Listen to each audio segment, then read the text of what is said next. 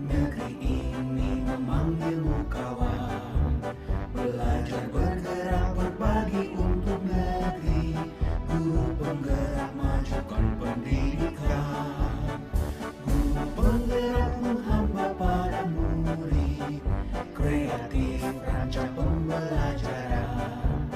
Hargai potensi, tingkatkan prestasi. Lahirkan profil pelajar Pancasila.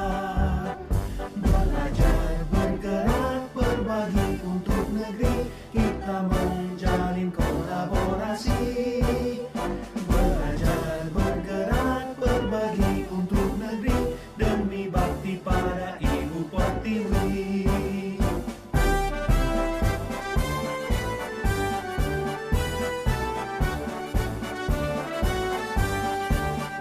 Bulatkan tekad, kuatkan hati. Negeri ini memanggilmu kawan. Belajar bergerak berbagi untuk negeri. Guru penggerak majukan pendidikan.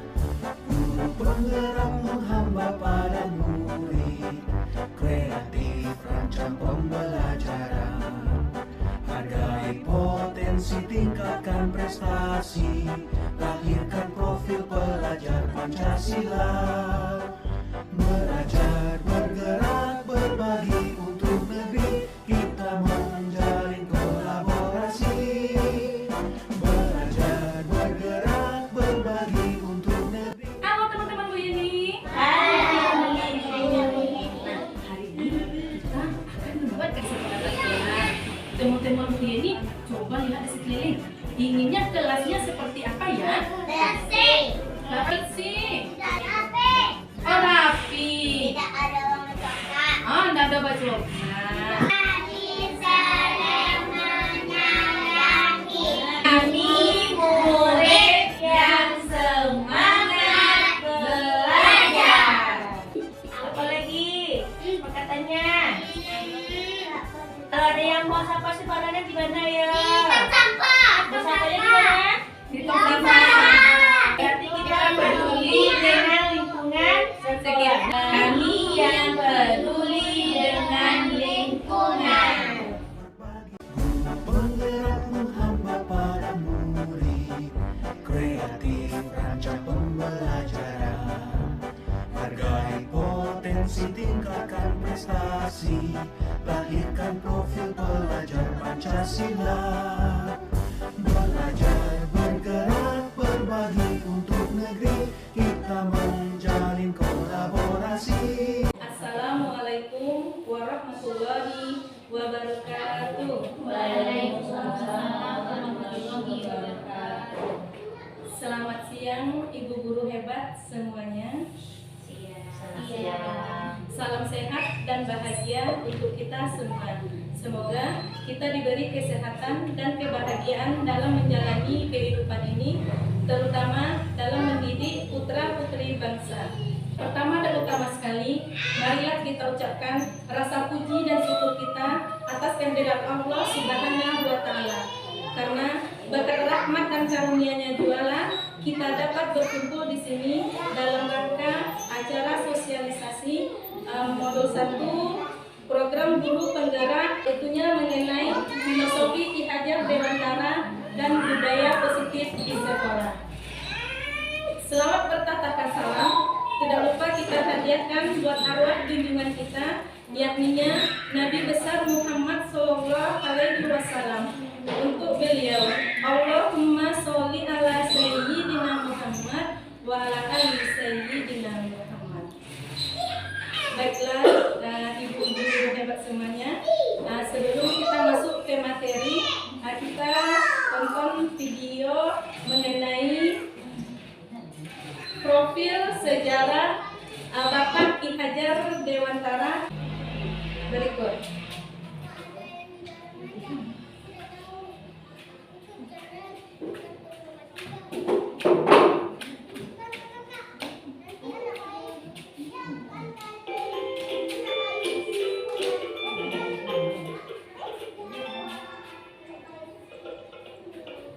Setiap tanggal 2 Mei, kita memperingati Hari Pendidikan Nasional.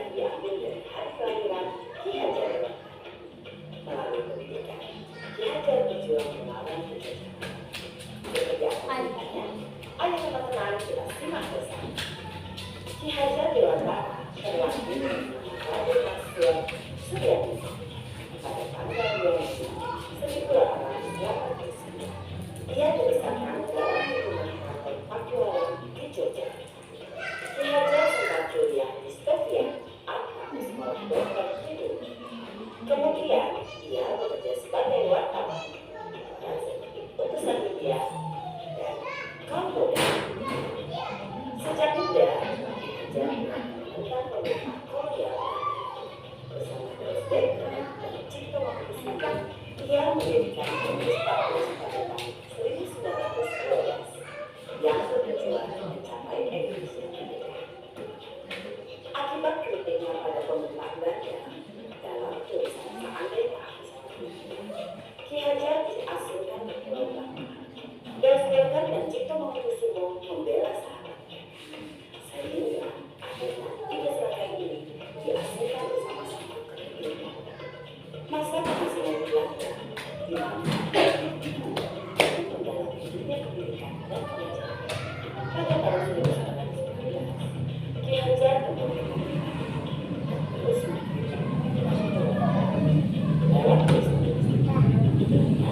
yang mencari keluar masuk ke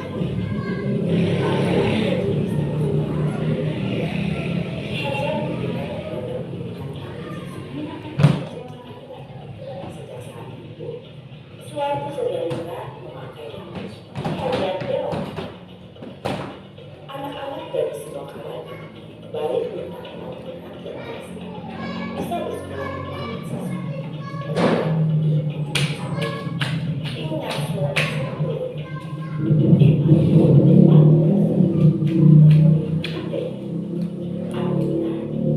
di depan mencontoh, di tengah membangun semangat, dan di belakang memberi doa. Prinsip ini berlaku dalam semua guru dan murid dan mahasiswa. Setelah Indonesia merdeka, Presiden Soekarno mengangkat Ki Hajar sebagai Menteri Pendidikan pertama. Dengan video tepat dalam dunia pendidikan Indonesia.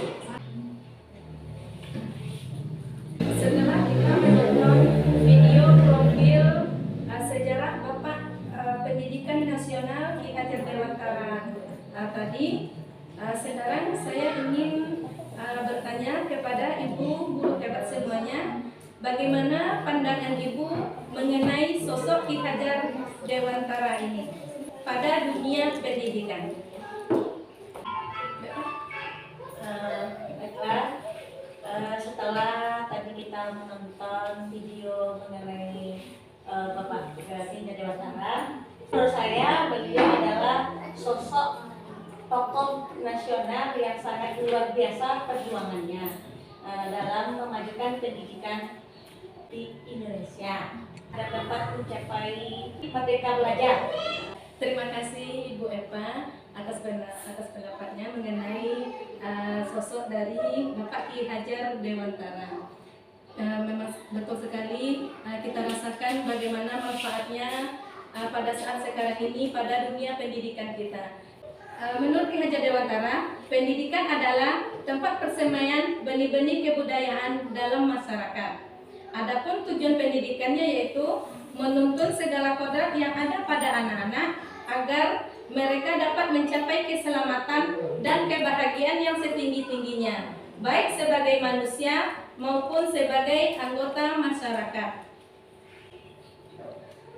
Dalam proses menuntun ini, kita sebagai seorang guru, bagaimana kita mengembangkan dan memfasilitasi sang anak sesuai dengan bakat dan minatnya. Karena sama-sama kita ketahui bahwasanya setiap kita dilahirkan ke dunia ini sudah memiliki bakat dan talenta masing-masing. Nah, dari sinilah bagaimana kita menuntun sang anak sesuai bakat dan minatnya ini, sehingga anak bisa berkembang merdeka seluas-luasnya, merdeka lahir dan batin, sehingga nantinya anak bisa menjadi manusia yang selamat dan bahagia. Menurut teori konvergensi, Anak yang dilahirkan itu diumpamakan sehelai kertas yang sudah diisi penuh, tetapi semua tulisan-tulisan itu masih suram. Di sini pendidikan berkewajiban menebalkan segala tulisan yang suram dan berisi baik, agar kelak nampak sebagai budi pekerti yang baik. Kalau dulu kita kenal anak itu ibarat sehelai kertas putih. Kita bisa memberi warna seperti apa. Misalnya warna kuning, merah. Itu sesuai dengan keinginan kita. Namun menurut Ki Hajar Dewantara, anak itu diumpamakan sehelai kertas yang sudah diisi penuh. Nah, disinilah bagaimana kita menebalkan tulisan-tulisan yang suram itu sehingga nantinya anak bisa berkembang sesuai dengan potensi yang dimilikinya. Sesuai dengan semboyannya yaitu ing garso sung tolodo, ing madyo mangungkaso, dan tut wuri handayani, yang artinya di depan memberikan teladan, di tengah membangun kekuatan dan terus berkarya, dan di belakang memberi dorongan. Menurut Ki Hajar Dewantara, pendidik itu ibarat petani, di mana petani memiliki banyak bibit, yaitu bibit jagung, bibit kedelai, bibit cabai, dan lain sebagainya. Petani yang menanam padi hanya dapat memperbaiki kondisi tanah, memelihara tanaman, memberi pupuk dan air, membasmi ulat-ulat dan jamur-jamur yang mengganggu hidup tanaman dari padi tersebut, dan lain sebagainya. Dalam arti kata, petani hanya dapat memperbaiki pertumbuhan padi, tetapi petani tidak dapat mengubah kodrat dari padi itu sendiri. Bibit padi yang ditanam akan tumbuh seperti padi, bibit jagung yang ditanam akan tumbuh seperti jagung. Petani tidak bisa mengubah kodratnya, padi akan tumbuh seperti jagung ataupun sebaliknya. Begitu juga kita dalam mendidik anak. Didiklah anak sesuai dengan kodratnya masing-masing. Seperti kata Bapak Ki Hajar Dewantara, anak-anak hidup dan tumbuh sesuai dengan kodratnya sendiri. Pendidik hanya dapat merawat dan menuntun tumbuh kodratnya itu. Berikutnya, menurut Ki Hajar Dewantara, didiklah anak sesuai dengan kodrat alam dan kodrat zamannya. Yang pertama yaitu kodrat alam. Kodrat alam itu berkaitan dengan alam di mana tempat anak itu berada.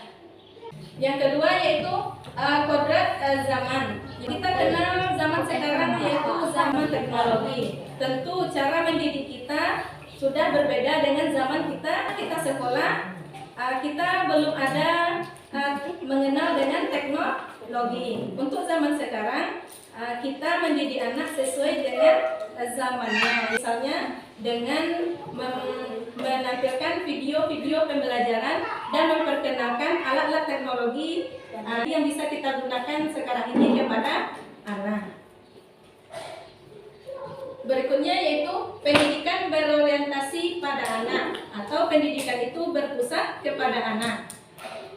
Sesuai dengan salah satu azas taman siswa, yaitu bebas dari segala ikatan, dengan suci hati mendekati sang anak, tidak menuntut suatu hak, namun berhamba pada anak. Disinilah wujud dari perubahan yang akan kita lakukan ke depannya, yaitu bagaimana kita nantinya bisa menerapkan merdeka belajar sehingga siswa atau murid yang kita harapkan nanti dapat memiliki profil pelajar Pancasila, yaitu beriman, bertakwa kepada Tuhan Yang Maha Esa dan berakhlak mulia, berkebinekaan global, bergotong royong, kreatif, bernalar kritis, dan mandiri.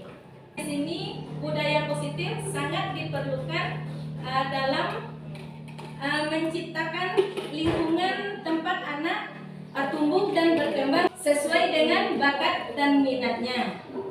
Dalam membangun budaya positif, kita atau sekolah perlu menyediakan lingkungan yang aman, nyaman untuk anak tumbuh dan berkembang sehingga anak nantinya mampu berpikir, bertindak, dan mencipta dengan merdeka, mandiri, dan bertanggung jawab. Di sini bagaimana kita merubah cara pandang yang biasanya ilusi kontrol bagi kita, yaitunya ilusi guru mengontrol murid, ilusi bahwa kritik dan membuat orang merasa bersalah dapat menguatkan karakter, ilusi bahwa semua penguatan positif, efektif, dan bermanfaat, ilusi bahwa orang dewasa memiliki hak untuk memasak. Di sini bagaimana kita merubah paradigma dari stimulus respon ke teori kontrol. Di mana stimulus respon biasanya kita mencoba mengubah orang agar berpandangan sama dengan kita. Namun pada teori kontrol yang nantinya akan kita rubah yaitu bagaimana kita berusaha memahami pandangan orang lain tentang kita. Yang keduanya itu perilaku buruk dilihat sebagai suatu kesalahan.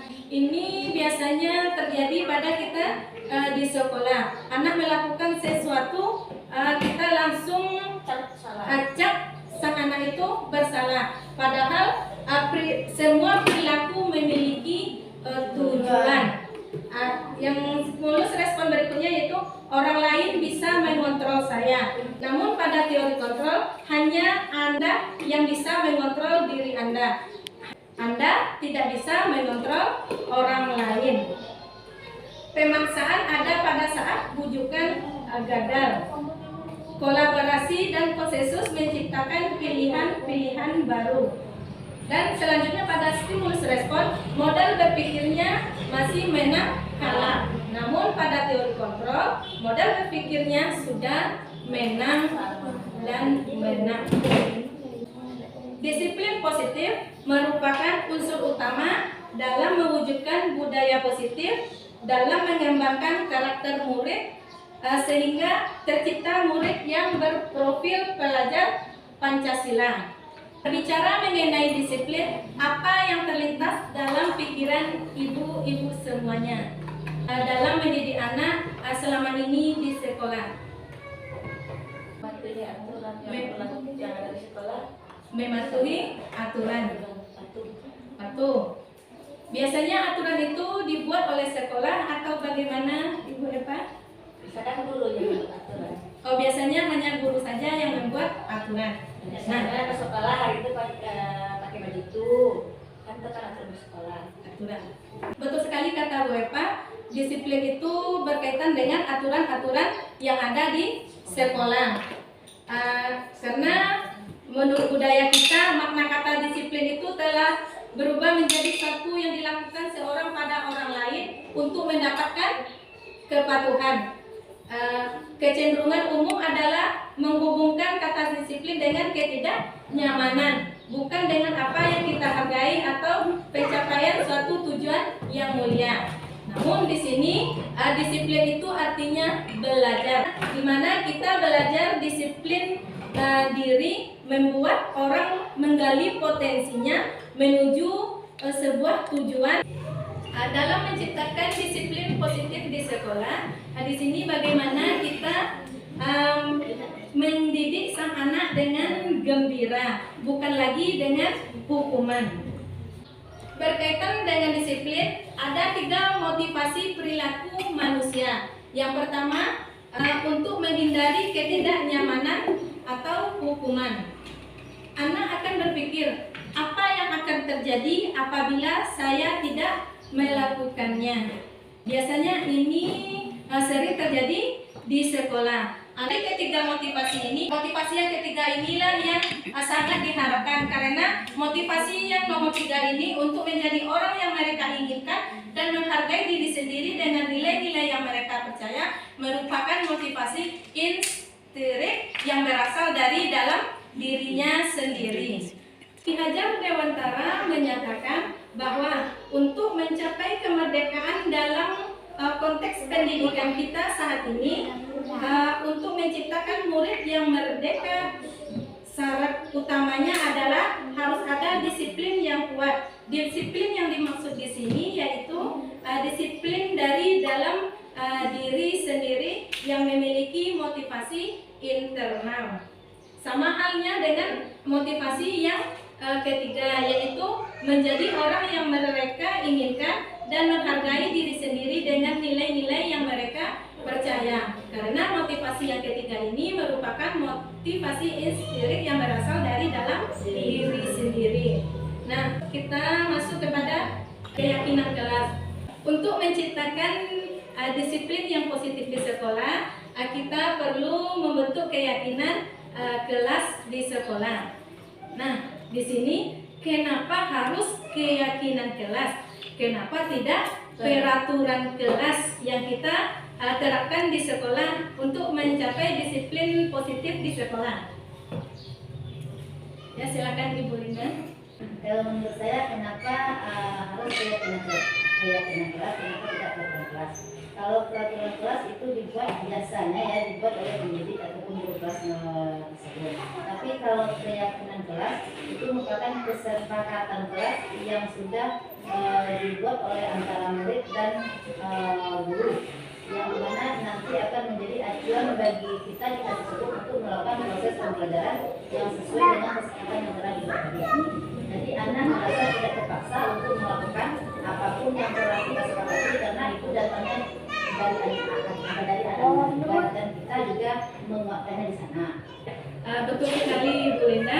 Keyakinan kelas ini kita berkolaborasi dengan anak sehingga nanti disiplin positif bisa kita terapkan di sekolah. Contohnya kesepakatan kelasnya yaitu kami guru dan murid saling menyayangi.